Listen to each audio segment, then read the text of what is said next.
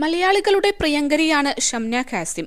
നർത്തകിയും അഭിനേത്രിയായുമെല്ലാം ഷംന സ്വന്തമായൊരു ഇടം കണ്ടെത്തിയിട്ടുണ്ട്.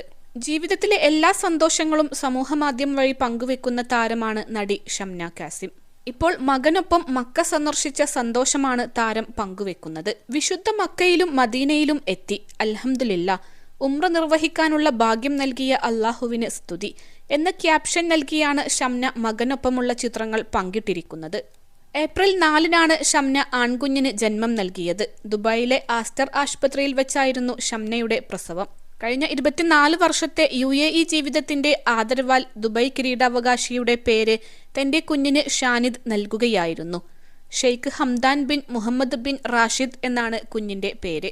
JBS ഗ്രൂപ്പ് കമ്പനിയുടെ ഫൗണ്ടറും CEOയുമായ ഷാനിദ് ആസിഫ് അലിയാണ് ഷംന കാസിമിന്റെ ഭർത്താവ്. +2 ഡിഗ്രി കഴിഞ്ഞവർക്ക് വേൾഡ്സ് ഫസ്റ്റ് AR/VR ക്ലാസ് റൂമിലൂടെ സ്മാർട്ട് ഫോൺ എഞ്ചിനീയർ ആവാം. കൂടുതൽ അറിയാൻ വിളിക്കൂ ബ്രിഡ്കോ ആൻഡ് ബ്രിഡ്കോ.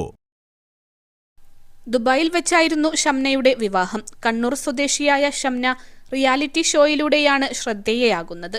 മഞ്ഞുപോലൊരു പെൺകുട്ടി എന്ന ചിത്രത്തിലൂടെ 2004-ലായിരുന്നു സിനിമ അരങ്ങേറ്റം. പിന്നാലെ വിവിധ ഭാഷകളിലുള്ള സിനിമകളിലൂടെ ഷംന വെള്ളിത്തിരയിൽ തന്റെ സ്ഥാനം ഉറപ്പിച്ചിരുന്നു.